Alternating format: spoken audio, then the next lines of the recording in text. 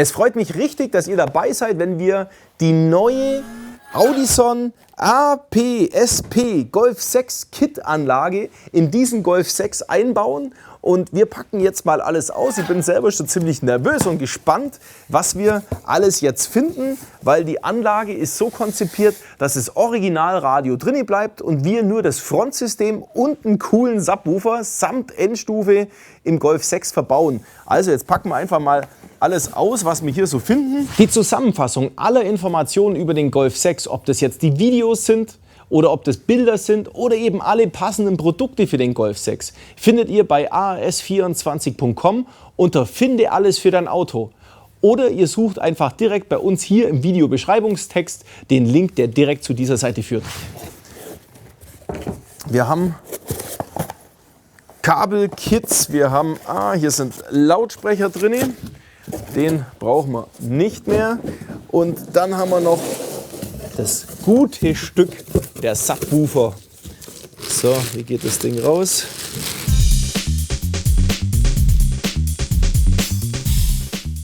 Juhu! Was ist denn jetzt so besonders an der Anlage?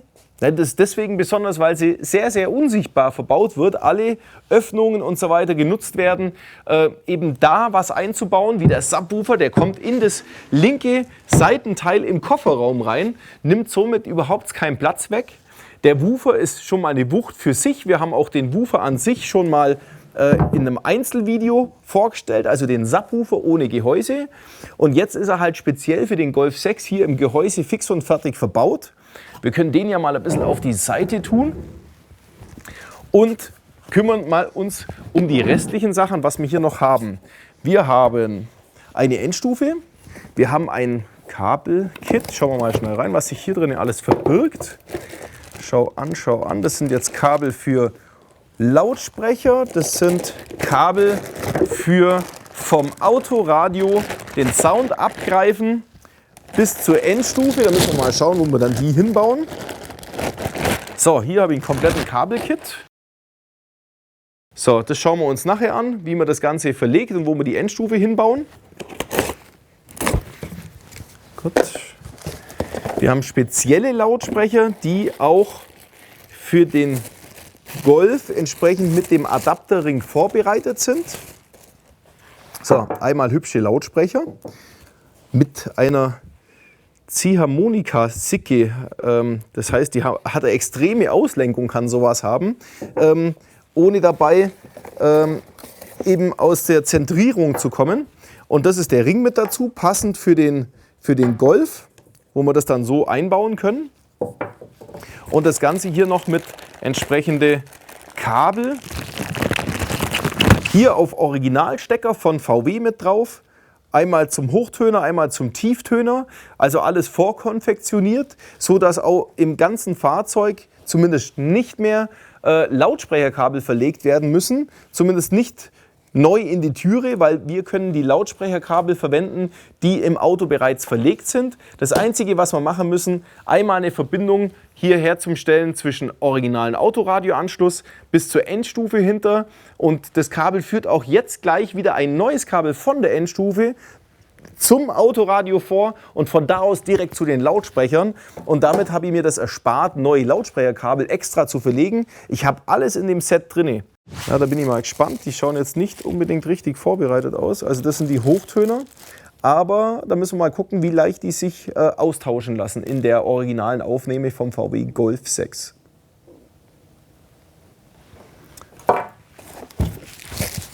Ach, da ist noch ein Zeug noch mit dabei.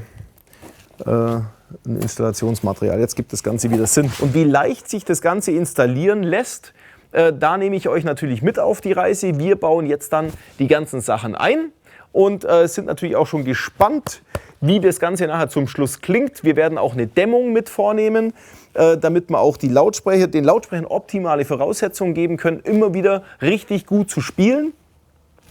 Und ja, und werde noch nebenbei so ein paar Tipps und Kniffe euch zeigen, wie man das im Golf 6 so macht. Jetzt habe ich gerade festgestellt, verdammt, die ganze Zeit habe ich über Endstufe geredet und ich habe aber erst letztens das Video über eine Prima Endstufe gemacht. und war da schon sehr begeistert. Und jetzt habe ich euch die vorenthalten. Also natürlich, die liegt auch im Set mit dabei. Und das ist natürlich das Herzstück der ganzen Anlage. Und zwar eine Digital-Endstufe im Mini-Format mit Soundprozessor integriert. Also das ist echt ein Hammerstück. Da freue ich mich schon ganz tierisch drauf. Das ist sie. Die AP 8.9 Bit hat genau 8 Kanäle integriert. Das heißt, wir fahren in dem Fall, ich lasse mich jetzt mal überraschen, wie wir sie genau anfahren. Das werden wir jetzt bei der Installation sehen. Auf jeden Fall mal, ich denke mal, 2 Kanäle bekommt ein Subwoofer auf jeden Fall mal ab. Aber ich mag jetzt gar nicht so viel versprechen. Wir bauen es jetzt mal ein und da werden wir sehen, wie wir das Ganze anschließen. Dazu müssen wir jetzt hier so am besten mit einem Kunststoffspatel hier reingehen und das Ganze wegklippen. So.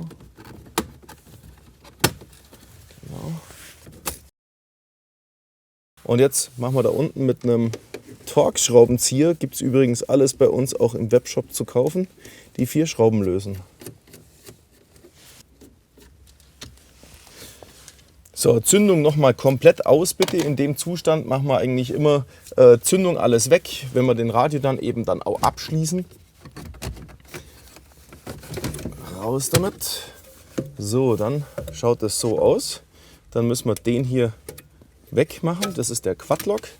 Und hier haben wir einen Doppelfakra. Und das ganze Baby können wir natürlich jetzt mal auf Seite tun. Handschuhfach wegbauen. Hier erstmal das Seitenverkleidungsteil, hier mit der Spatel. Hier einfahren, ausklicken. So, jawohl, weg ist es. So, dann haben wir wahrscheinlich auch jede Menge Schrauben hier an der Seite. Können wir mal das hier rausnehmen. So, und dann fangen wir mal an. Was haben wir hier alles? Ganz oben haben wir mal 1, 2, 3 Schrauben. Die lösen wir jetzt mal alle weg. 3. Dann können wir das, denke ich, erstmal wieder zumachen. Und dann haben wir 1, 2, 3 Schrauben auf jeden Fall mal unten. Geht das? Ah, da kommt schon was. Die Seitenverkleidung auch noch weg. So, da haben wir aber nichts mehr. Das unten haben wir schon gelöst. Dann machen wir mal noch die Schwellerverkleidung weg.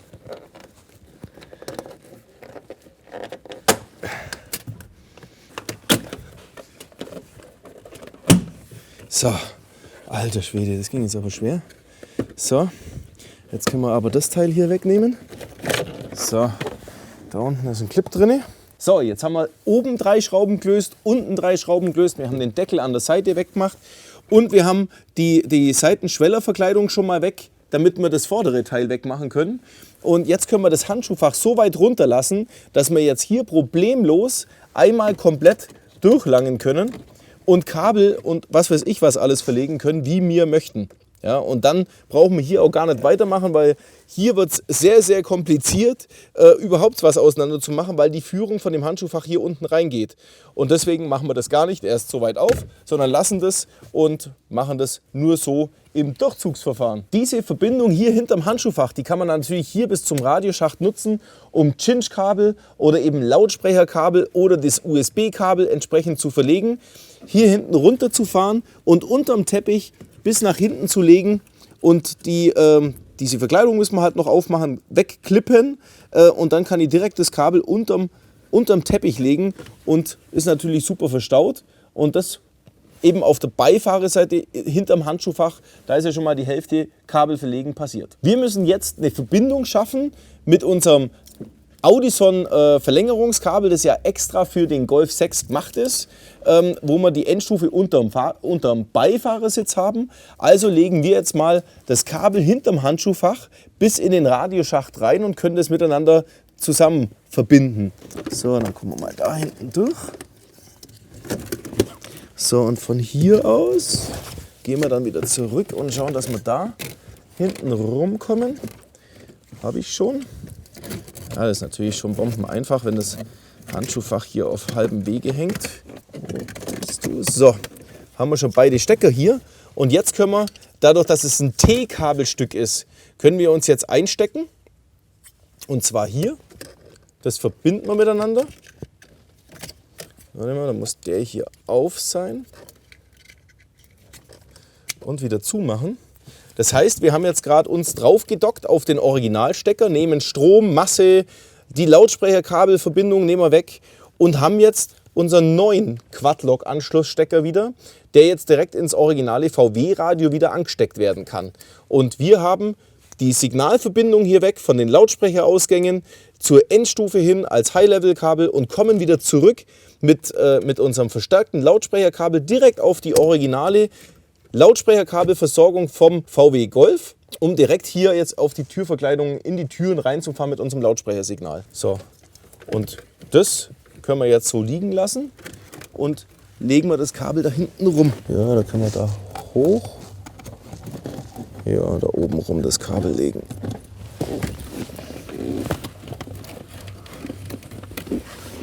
Das ist das Subwoofer-Kabel. Um das brauchen wir uns jetzt auch nicht kümmern, aber zum Durchziehen ist es doch wesentlich geschickter. Wir haben es offen und nicht zusammengebunden. So, dann nehmen wir das Ganze, führen das da hinten durch, bevor wir hier einen Knoten reinmachen. Genau, ich will das nämlich hier hinten runterführen. So, alle Kabel hier durch. Genau, das Subwoofer-Kabel gleich nehmen. So. Und da hinten alles schön durch. Wunderbar. So, hier unten befindet sich auch noch gleich der zentrale Massepunkt vom Golf. Und da können wir direkt auch noch unser Stromkabel, unser Massekabel im bereits konfektionierten Kabelbaum vom Audison Kabelbaum nehmen, der genau an dieser Stelle natürlich so vorbereitet ist, dass wir direkt hier drauf gehen können.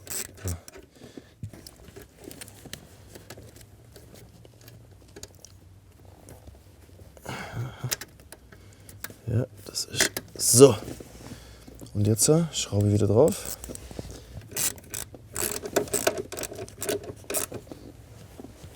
So. Das irgendwo unten rein. Das können wir auch gleich mal wegtun. Wir bauen jetzt von hier oben an, von der Rücksitzklappe hier oben, ist eine Schraube drin, die wir lösen müssen. Da war gerade eben noch eine Blende drauf, die habe ich halt weggemacht. So. Und dann fangen wir an von oben. So, da ist die Schraube. Fangen wir jetzt von oben an, das Ganze zu lösen. Immer, da fahren wir unten rein. So, ein herzhafter Griff an die Rücksitzbank. Haben wir die sofort in der Hand, um genau solche Sachen hier mal schnell wegzunehmen.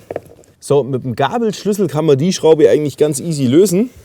Ist zwar ein bisschen lang und muss sich lang schrauben, aber man kommt immerhin dran. Und jetzt kann ich das ganze Ding hier hochlupfen und eben ausbauen. So, und damit habe ich meine Voraussetzungen für eine einfache Kabelverlegung schon getan. So, da oben ist noch mal ein Splint drin. Was ist das, eine Schraube oder ist das? Ha, das ist eine Schraube da drin. Okay, die muss auch noch raus. Ein Torx. So, jetzt haben wir das obere Seitenteil bereits entfernt und jetzt können wir ganz problemlos den unteren Teil entfernen. Genau. So. Genau.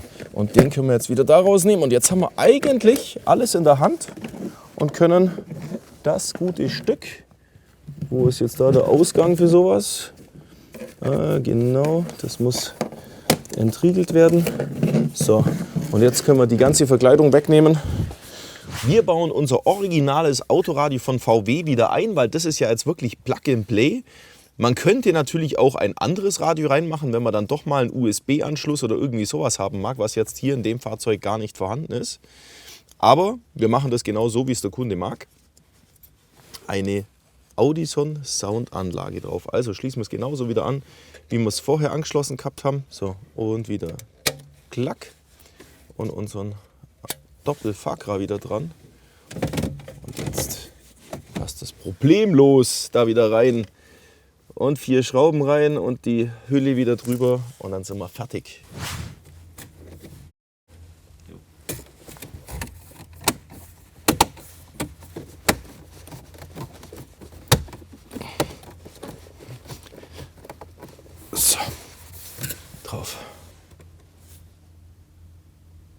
Als nächstes können wir ja die Endstufe installieren. Die Endstufe bei dem Audison-Set ist dafür gedacht, das Ganze unter den Beifahrersitz zu montieren.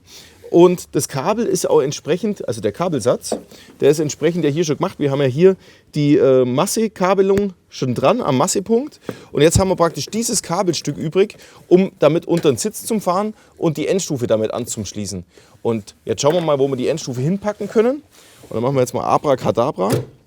Und dann haben wir hier vorne dran, hier einen super Bereich, wo wir die Endstufe reinmachen können. Und wenn wir sie da rein montieren, dann haben wir ja jetzt hier wirklich gar kein Problem, weil ihr meine Füße eher nach vorne habt. Jetzt ist der Sitz auch ganz hinten. So würde ich jetzt sagen, ist meine normale Sitzposition.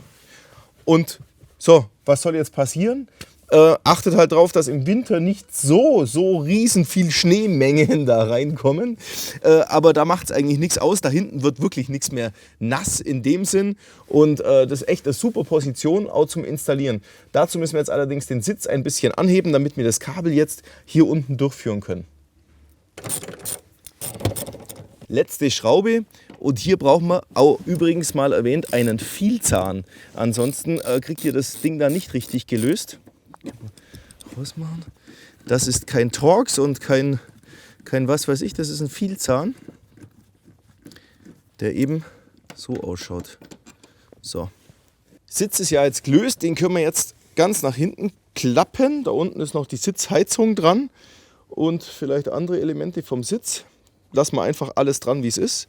Jetzt können wir hier den ganzen Teppich hochnehmen und das Kabel entsprechend auch hier an der Seite reinlegen. Und jetzt fahren wir wieder da raus.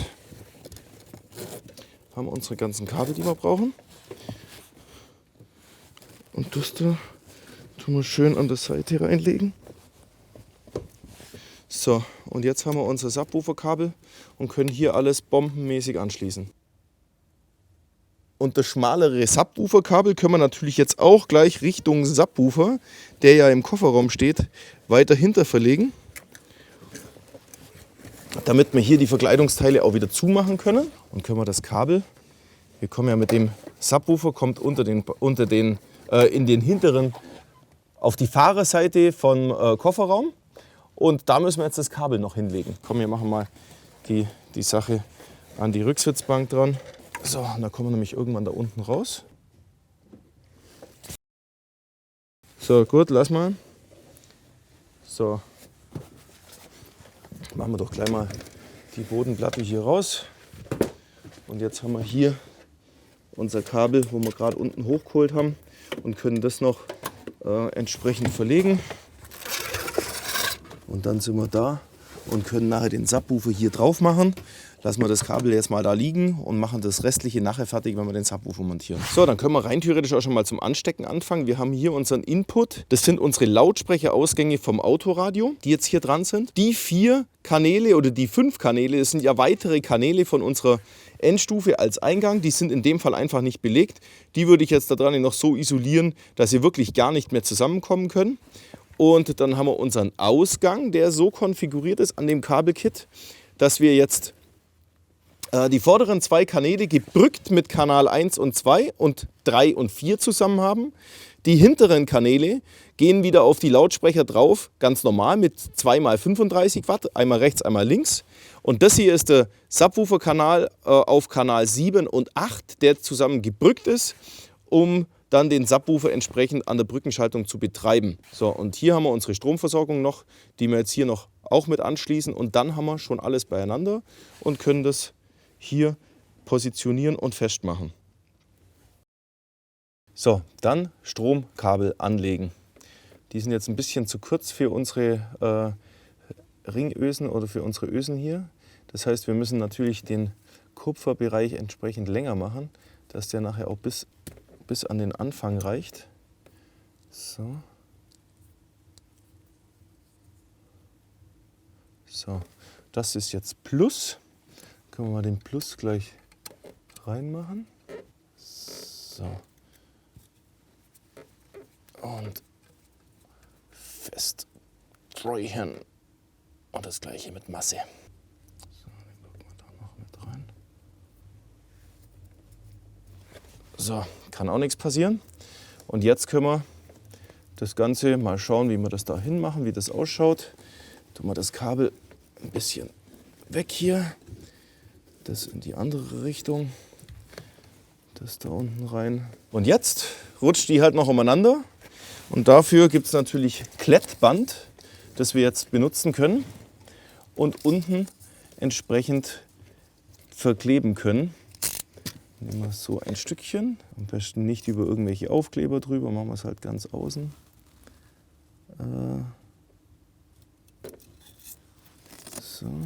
So drüber.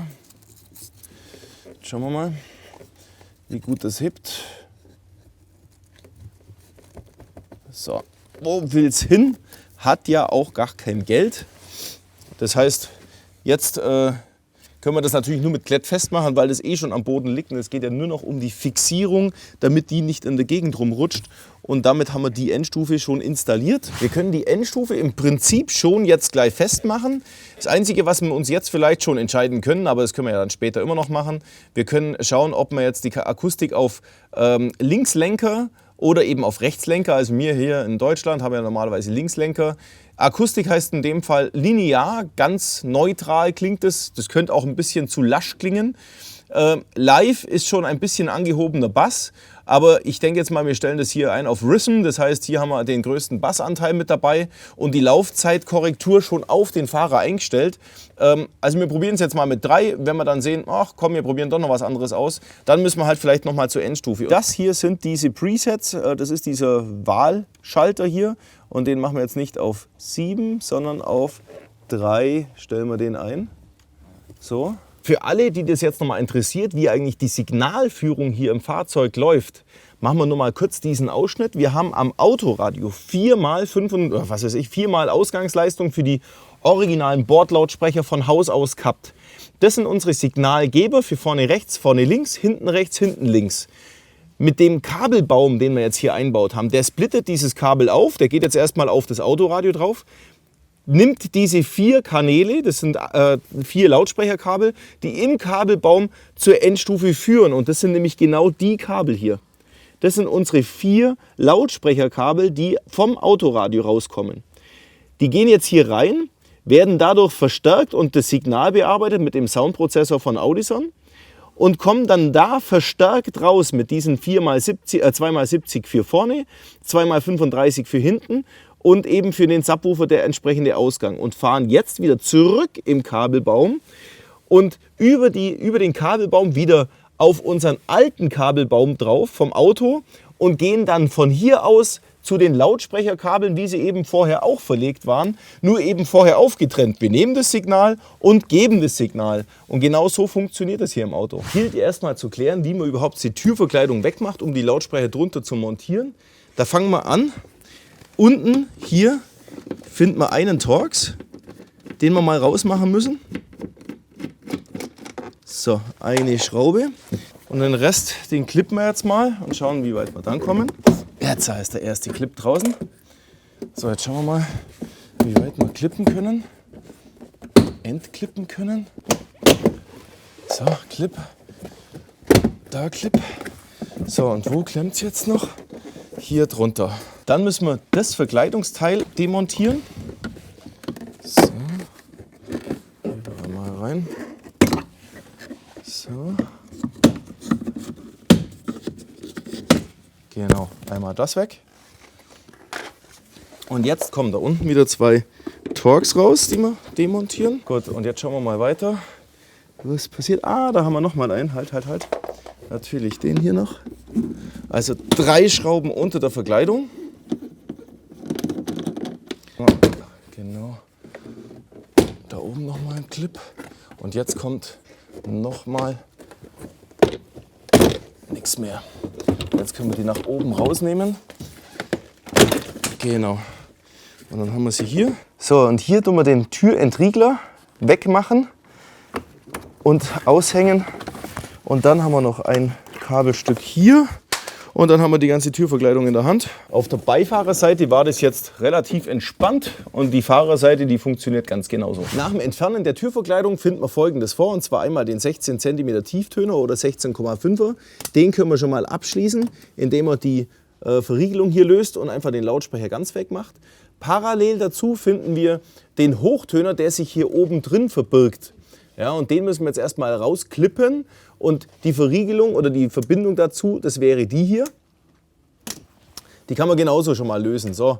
Und damit klar ist, wie das Ganze verkabelt ist, wir haben die Zuleitung vom Autoradio, also da wo der vordere rechte Lautsprecherkanal angefahren wird, das sind die zwei Kabel. Die kommen jetzt direkt vom Autoradio und versorgen sozusagen die Türe mit Sound. Und wenn wir den dann einstecken, dann habe ich eine Verbindung zu den anderen zwei Kabeln, die hier, die eben jetzt bis zum Hochtöner hochgehen, wo ich nachher auch meinen neuen Hochtöner mit anschließen kann und genau, so mit anfahren kann. Den Tieftöner entfernen wir mit einem 5er Bohrer und da nehmen wir die Nieten raus und durchbohren die Nieten. So, Nummer 1, Nummer 2.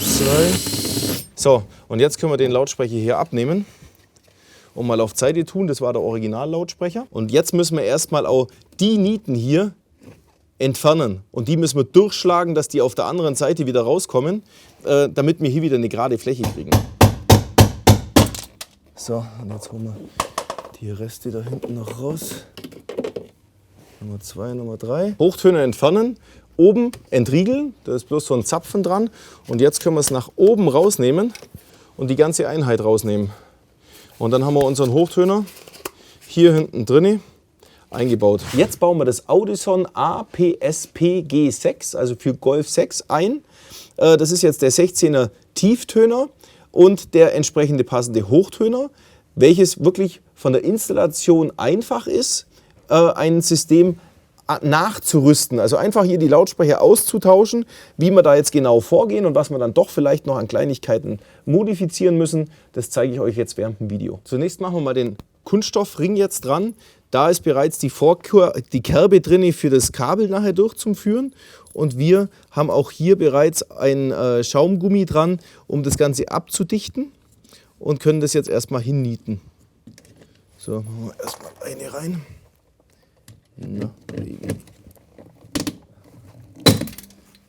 Dann können wir den Tieftöner installieren, und der hat jetzt hier auch bereits ein Schaumgummi dran. Alles sehr gut vorgearbeitet von Audison. Und jetzt müssen wir natürlich die Kabel auch dran machen. Hier einfach der schmale und der breitere Plus. So. Und den machen wir so rein, dass man das Audison-Zeichen lesen kann. Und können den dann entsprechend, wo ist denn da? So. Tieftöner dran, und den können wir jetzt gleich mal zusammenstecken. So rum gehört er. Klick. Und jetzt können wir den Hochtöneranschluss bis da hochlegen. Das machen wir hier so schön zusammen. So, und hier oben können wir nachher den Hochtöner mit verbinden, und den Hochtöner müssen wir jetzt auch erstmal da reinbringen, wo er hingehört, und zwar ein Spiegeldreieck. Spiegeldreieck schaut ja von hinten so aus, mit der Dämmung hier drin. Und den Hochtöner, den müssen wir jetzt erstmal rausmachen, um den neuen Hochtöner aus der Prima-Serie von Audison zu integrieren und rein zu kleben mit dem Heißkleber. Dann können wir jetzt den Hochtöner hier rausbrechen. So, das geht auch ganz einfach. Nur an den Laschen packen und nach oben. So. Und dann haben wir auch die Vorrichtung, können wir ganz wegtun. Und jetzt haben wir den neuen Hochtöner, der hier reinpasst. Aber der hat keine fertigen Laschen jetzt in dem Sinn. Aber wir können jetzt hier mit unserem Heißkleber direkt auf die Enden drauf gehen. So, hier rein. Das lassen wir jetzt erkalten. So, und dann schaut das schon so fertig aus. Das Hochtönerkabel machen wir jetzt natürlich auch wieder in die alte Führung hier mit rein. So, Dalle. Unser Schaumgummi kommt wieder mit drauf. Und jetzt kommt das Ganze schon wieder an die Türe dran. Wo sind wir denn? Hier, das Ding muss da runter, da rein, in die Führung, in die Führung und oben wieder in die Führung. Das war's. Jetzt ganz fest drauf. Hier das Kabel drauf. Da machen wir noch ein Isolierband drumherum. Und das auch noch zusammen. Gut, das andere hebt alles richtig gut. Und jetzt können wir hier das Kabel mal hinmachen, bevor es dann mit der Dämmung losgeht.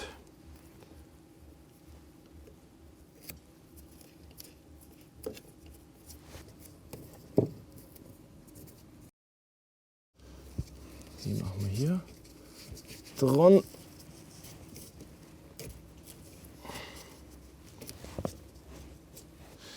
Voilà. Beide Sachen haben wir jetzt angeschlossen. Wir haben jetzt den neuen Hochtöner drin, den neuen Tieftöner. Und rein theoretisch, wenn wir es jetzt einfach machen, wären wir jetzt fertig. Aber wir machen noch jetzt die Türdämmung. Wir machen in dem Golf 6 jetzt eine Türdämmung Pro rein. Das heißt bei uns zweimal komplette STP-Matte Ice Silver. Ja, also 2 komplette Matten. Und wir machen noch einmal jener Dämmvlies noch mit drauf. Wobei jetzt diese Variante auf der Türverkleidung festgebracht wird und angebracht wird. Und eine STP-Matte verarbeiten wir jetzt direkt an der Türe. So, fangen wir einfach mal an.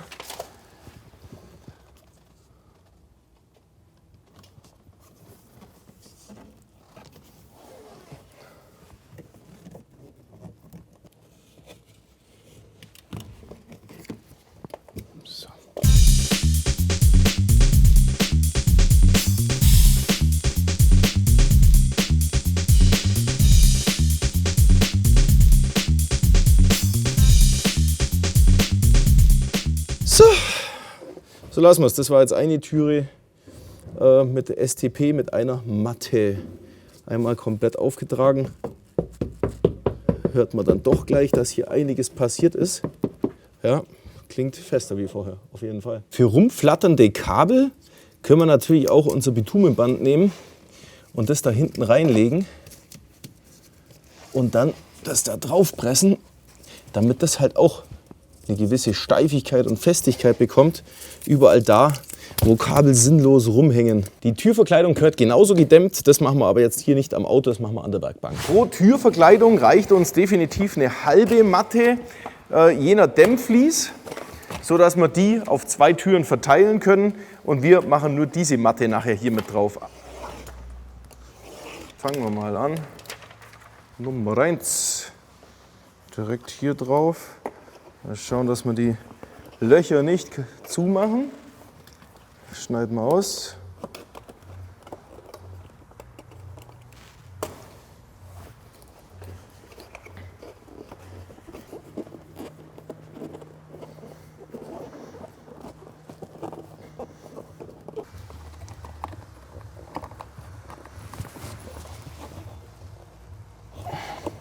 Eine halbe Matte jener Dämmvlies, die schneiden wir uns auch klein. So, fangen wir mal irgendwo an. Mal hier drüber. Klebt wie Zunder das Zeug. So schaut die fertig gedämmte Türe aus. Mit STP und mit jener Dämmvlies. Bam, bam. Ja, dann machen wir mal die Türverkleidung wieder dran, ne? So. Da haben wir einen Anschlussstecker. Uiuiui. Da müssen wir jetzt mal aufstehen. Fensterheber. Dann klicken wir unseren Türöffner wieder an. Den natürlich nicht vergessen. Klick. So, das Ganze wieder von oben einhängen. So. Sitzt, boah, es wackelt und hat Luft. Klick, klick. So, dann haben wir noch 3 Schrauber. Nummer 1, 2, gut, auch dran. Und jetzt kommt das Teil wieder dran. Müssen wir hier hinten einführen. In die, genau. Ach, es geht ja wie Butter geht das. Klick, klack, klock. So. Na? Eine Schraube haben wir noch, die da unten. Machen wir da auch noch rein. Und dann haben wir eine ganze Türe gemacht und freuen uns auf den geilen Sound. So, jetzt habe ich mich schon lange drauf gefreut, aber jetzt kommt der Subwoofer endlich rein. Und jetzt schauen wir mal, da muss jetzt das ganze Stück vom Audison-Woofer da rein. Und ich würde sagen, ja, rein theoretisch müsste man das da hinten gar nicht rausmachen. Lassen wir es mal drin. Wie geht es jetzt weiter? Das Ganze hier festzumachen. Ah genau, wusste ich, wird das mit irgendwelchen Haken da rein gemacht. So, vielleicht müssen wir das nochmal einstellen, wegen der Höhe.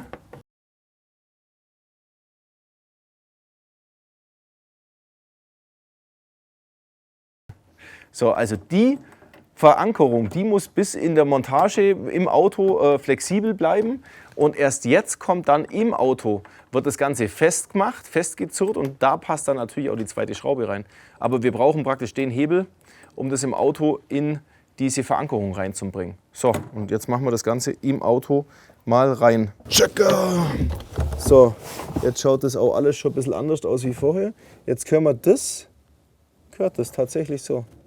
Ja, dann ist es nämlich vorne drin, ja. Und dann müssen wir den da reinmachen. Ja, der ist auch drin. Boah, das hebt ja bombenmäßig. Vor lauter Aufregung haben wir jetzt natürlich eins vergessen. Man muss das Ding natürlich auch anschließen. So, wie geht das jetzt wieder raus da unten? Oh, jetzt, okay. Und das Damping-Material gehört da hinten mit rein. Das können wir da mit reinlegen, dass das nachher ein bisschen unter Druck steht.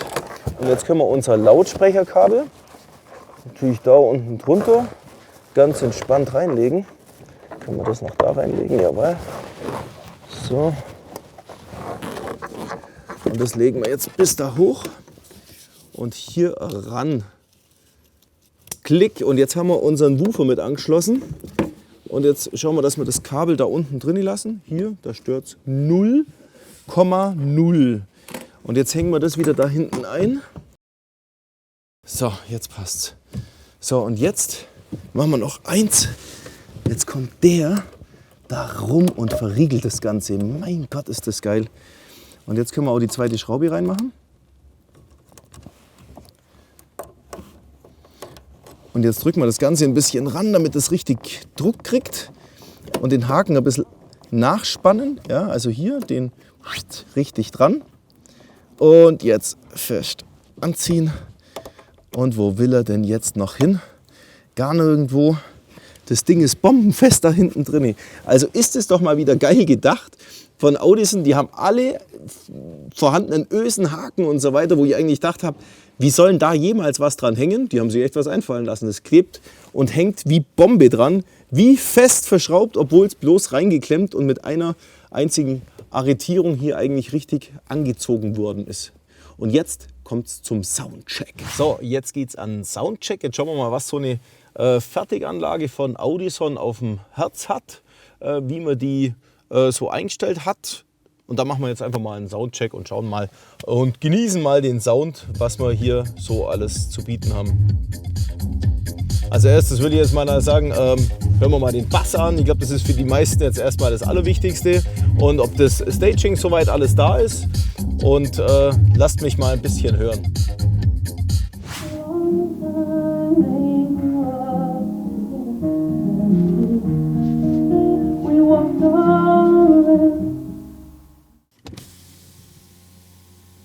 So, die erste Hörprobe haben wir jetzt hinter uns.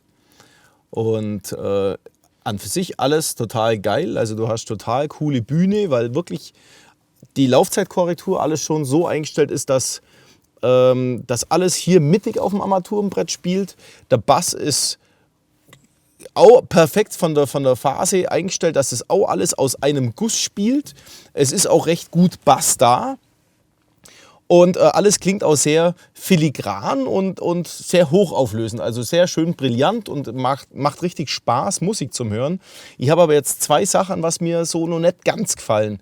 Also die Laufzeitkorrektur, finde ich, ist bei dem Setup, wie es hier für den Golf 6 gemacht ist, ein bisschen zu weit rechts, also auf dem Beifahrersitz schon fast zu weit weg. ich werde jetzt versuchen, die Bühne etwas weiter wieder mehr zu mir herholen, dass es praktisch direkt vor mir spielt. Und der Bass, der gefällt mir auch so, wie er jetzt aus der Kiste rauskommt, nicht ganz optimal. Ich denke, da müssen wir mal schauen, was wir modifizieren können. Den machen wir nochmal raus und schauen uns das nochmal genau an. Für alle Versierten unter euch, es liegt natürlich die Software, die AP-Bit für den Soundprozessor in der Endstufe liegt im Lieferumfang mit dabei. Grundsätzlich ist das System für den Golf ja schon so gemacht, dass man sagen muss, eigentlich muss man nichts mehr verstellen. Man kann reingehen mit der Software. Ich zeige euch das auch, wie das jetzt funktioniert, was sich alles in der Software alles verbirgt. Das macht nämlich schon ganz schön mächtig Eindruck. Dazu müssen wir das Ding mal anschließen. Ich würde aber vorschlagen, ich mache ein neues Setup für den Golf. Also was heißt ein neues? Eigentlich das gleiche Setup, wie wir jetzt bereits schon drin haben. Hat sich ja ein Profi schon mal hinguckt. Aber ich mache euch nochmal ein Setup, wo ich die Bühne noch ein bisschen weiter rüber mache. Das nennen wir halt dann Golf 6 AS24 Setup. Wird es als Download auf unserem, bei dem Artikel, bei dem Golf-Set geben. Aber wir stellen das Ganze jetzt mal nochmal ein. Wir haben jetzt Preset 2 geladen. Das heißt, wir haben jetzt von der Endstufe Linkslenker das mittlere Setup gewählt. Und können uns das jetzt mal anschauen. Wir haben jetzt hier für die Frontlautsprecher haben wir einen High-Pass hier hinterlegt mit einem 80 Hertz Filter mit 12 dB Flankensteilheit. Und wir haben jetzt für vorne links eine Verzögerung von 133 Millisekunden. Und das werden wir jetzt gleich noch ein bisschen anpassen. Für vorne rechts ist eben keine Verzögerung drin. Und für vorne rechts gilt natürlich der gleiche High-Pass und mit 12 dB Flankensteilheit. Dann haben wir hinten rechts und hinten links, ist ebenfalls bei 80 Hertz abgefiltert, dass die hinteren originalen Lautsprecher einfach auch keine Bässe mehr mitmachen müssen. Und hier ist die Zeitverzögerung ebenfalls schon alles integriert. An der Zeitverzögerung von den hinteren Lautsprechern und vom Subwoofer machen wir auch gar nichts, sondern wir machen jetzt nur für vorne links, geben mir mal eine andere Laufzeitkorrektur ein und das hören wir uns jetzt an. So, eingestellt habe ich jetzt das Ganze mit einer Stimme. Ja, weil braucht natürlich eine Stimme, um die Stimme auch auf dem Armaturenbrett hin und her laufen zu lassen und keinen normalen Techno-Sound, wo sowieso rechts und links alles das gleiche ist. Da ist das ganz schwierig zu machen. Also du brauchst irgendwas, wo du einen Punkt definieren kannst. Aber all diese Einstellungen, Soundeinstellungen am Prozessor, es wollte ich nur einen kurzen Ausflug mit euch dahin machen, was man hier im Backend sozusagen alles einstellen kann. Würde ich sagen, macht es am besten nicht daheim, einfach mal so, weil das ist dann nichts für einen Laien, der da mal kurz rumhampelt. Der kann vielleicht mehr verstellen, als dass es gesund ist. Und ich habe ja dieses Setup für den Golf auch jetzt soweit ein bisschen modifiziert, wo ich sage, das könnt ihr euch mal draufladen. Das geht dann vielleicht schon noch.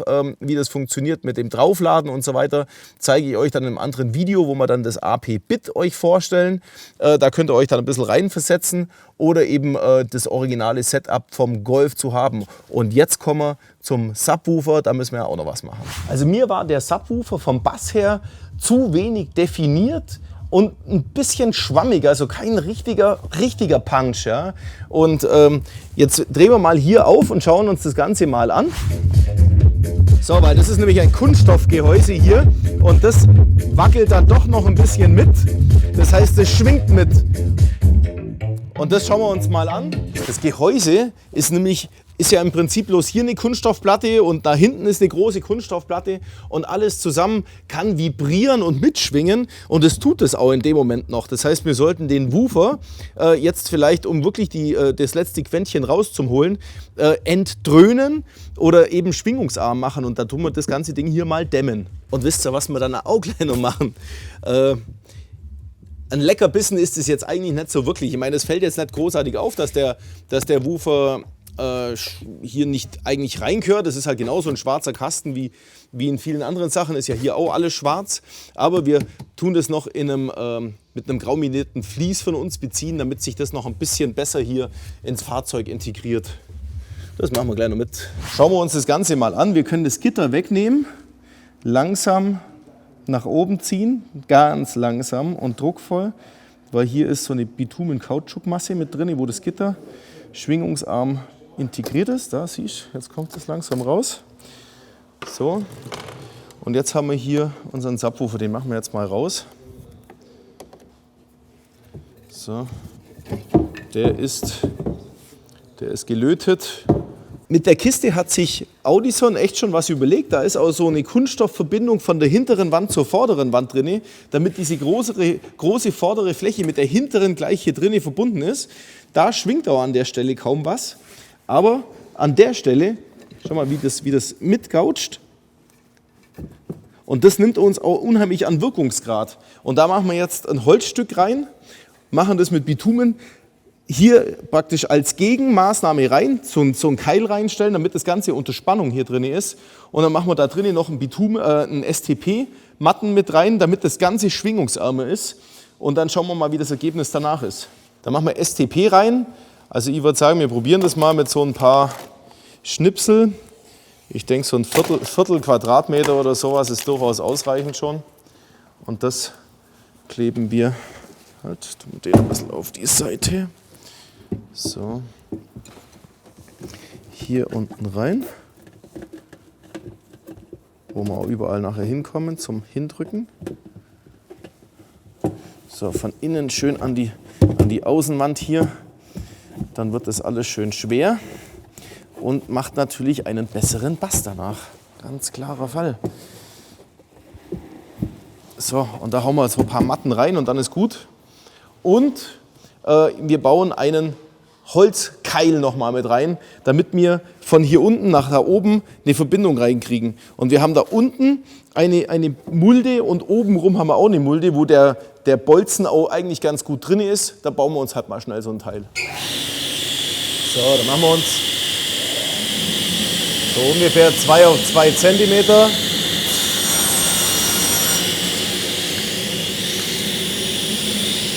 Gut, das war jetzt nicht vorschriftsgemäß, ja. Das war halt auch mal auf die schnelle Art und Weise. So, und jetzt brauchen wir, die Höhe müssen wir jetzt einfach mal anpassen, schauen, kriegen wir es rein. Dann machen wir es halt immer Stück für Stück kürzer, bis wir es in die optimale Länge kriegen, weil da drinnen messen können wir es eigentlich auch nicht. Also machen wir das mal. Wir haben es jetzt auf die richtige Länge schon gekürzt, dass es optimal hier reinpasst. Und bevor wir es jetzt letzten Endes fix machen, machen wir da so ein kleines Bitumenbad außenrum, damit es halt auch da richtig stabil drin steht. Und so machen wir den Stempel jetzt hier rein. So, der steht jetzt genau hier drin. Da wächst jetzt nichts mehr. Schau mal her, da ist alles dicht. So, und jetzt können wir den Woofer rein theoretisch wieder reinmachen. Aber bevor wir das jetzt machen, machen wir ihn doch ganz raus. Ich beziehe den ja jetzt noch. So, Subwoofer weg, Ring raus und dann gehen wir mal zum Beziehen. Unser graumelierter Stoff ist leider nicht genau der gleich graumelierte Stoff wie beim VW drin ist, aber immer noch schöner und schicker als die pure Plastikkanone hier. Es ist eigentlich schon alles relativ rau. Nehmen wir es noch ein bisschen ran, dass der Kleber besser hält. Speziell hier drin.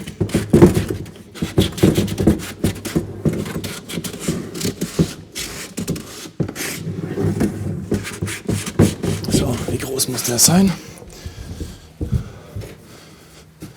So hoch.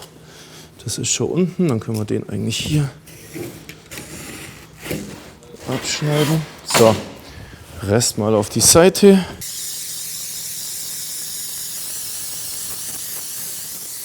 So, können wir den jetzt mal da oben drauflegen. Hier genau das gleiche Spiel.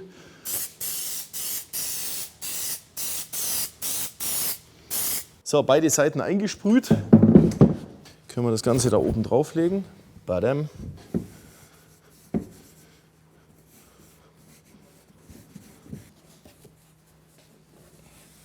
So, dann schneiden wir das Überschüssige weg.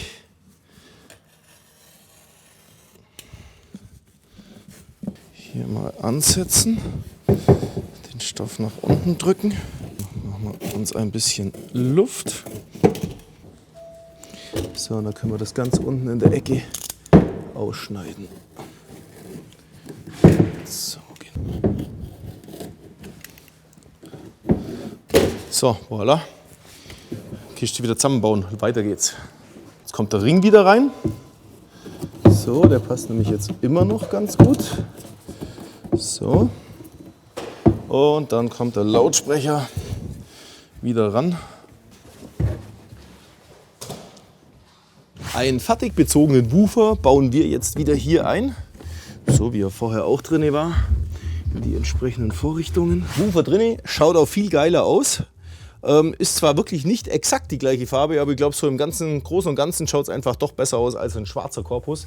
Und jetzt schauen wir natürlich, was das Ding bassmäßig noch was anderes macht.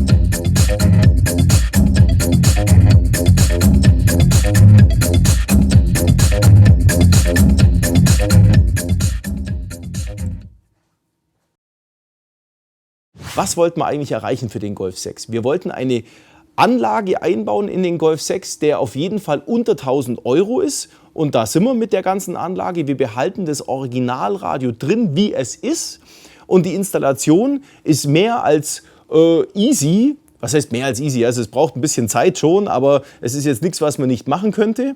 Und die Klangeigenschaften sind jetzt wirklich um einiges besser als jede Anlage, die es eben von VW direkt zur Serie dazu zu bestellen gibt. Und der Aufwand hält sich in Grenzen. Wir haben durch diese mega geile Endstufe, die in der Anlage von Audison drin ist, die AP 8.9 Bit, eine Endstufe mit höchster Effizienz, was den Wirkungsgrad betrifft. Das heißt, wir können tatsächlich mit der Stromversorgung, die am Autoradioschacht im Golf 6 bereits anliegt, die ganze Stromversorgung von der Anlage gewährleisten. Das schafft ihr mit im Prinzip sonst kaum eine Endstufe. Die brauchen immer separate Stromversorgung, weil die nicht die Effizienz haben. Und durch das Setup, was es bereits prozessortechnisch auf der Endstufe für den Golf 6 vorbereitet, integriert drauf ist, habe ich jetzt schon mit einfach dem Einbau der Anlage und Türen zumachen Musik hören, eine wahnsinnige Steigerung. Und wenn wir jetzt die Kleinigkeit mit dem Bass noch machen, eben den Bass noch zu entdröhnen, das Gehäuse zu entdröhnen und zu modifizieren, vielleicht auch noch diesen Stoff drauf zu machen, damit es im Kofferraum noch besser ausschaut, würde ich sagen, könnt ihr dann noch unser neues AS24 Golf 6 Setup vielleicht drauf machen. Könnt ihr es ja mal ausprobieren, ob das vielleicht euch besser gefällt. Das ist jetzt auch ab der Stufe vielleicht auch ein bisschen Geschmackssache. Da könnt ihr euch mal einfach was downloaden und mal ausprobieren. Ich bedanke mich jetzt schon mal fürs Zuschauen. Ich freue mich natürlich immer wieder über Daumen hoch von euch. Und wenn ihr uns vielleicht abonnieren möchtet, falls ihr das noch nicht habt, könnt ihr direkt hier den Button klicken, den wir extra für euch vorbereitet haben. Oder ihr könnt euch weitere Golf 6 Videos anschauen. Bis bald, euer Oddi.